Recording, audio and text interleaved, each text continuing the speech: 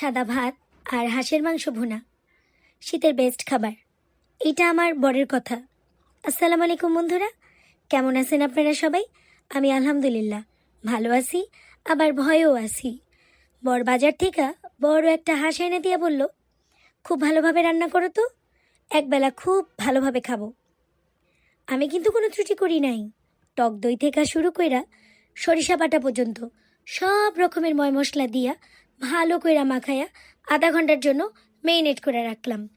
তারপর পেঁয়াজ বেরেস্তা কইরা সেই মেরিনেটের মাংসটারে ভালোভাবে কষায়া কষায়া খুব ভালোভাবে রান্না করলাম।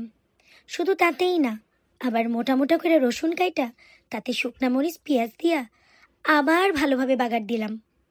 তারপরে দিয়া দিলাম আমার নিজের হাতে তৈরি করা শাহি গরম মশলা। এবার সুন্দরভাবে প্লেট সাজাইয়া বরের সামনে দিয়ে বললাম, খাইয়া বলো তো কেমন হয়েছে। বর তার একখান বৃদ্ধাঙ্গুল দেখায় বলল,